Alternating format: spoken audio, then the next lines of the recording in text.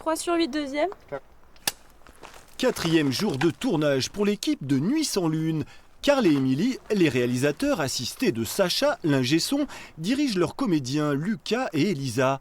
Tourné en nuit américaine au bord du petit lac de la Motte, ce court-métrage met en scène la rencontre nocturne entre un écrivain et une jeune femme à l'identité mystérieuse. Coupé, c'était très bien. Excellent. Ouais, vachement bien. Bon, qu'est-ce qui lui arrive à cette fille? Elle s'est morte par un vampire? Non, en fait c'est la vampire. Sérieux? 168 heures, c'est court. On a le scénario qui est déjà écrit, donc ça c'est déjà une bonne étape de fait. On a le temps de préparer, on a le temps de repérer avec l'aide des organisateurs avant. C'est vrai qu'avoir un tournage en équipe réduite, intimiste, comme ça, être loin de Paris, c'est quand même très agréable aussi quoi. Pour tourner, c'est chouette. Perdue dans la nature Beaujus, la maison forestière de Bellevaux accueille durant cette semaine de résidence les 25 participants. Pendant que son équipe est en tournage, Valentin monte les séquences de la veille, l'histoire d'une amitié entre deux jeunes femmes, entre France et Iran.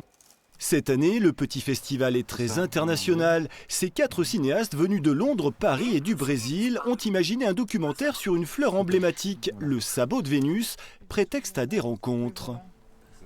C'est un peu essayer de donner la parole aux gens de la région et avoir des différents profils. On a un botaniste, on a une femme qui est accompagnatrice en montagne, on a un couple qui travaille avec des plantes médicinales, on a un conteur d'histoire. Du coup, on a différents profils pour parler de ça. Pour les organisateurs du festival des 168 heures, le plus important, c'est cette émulation collective autour du cinéma.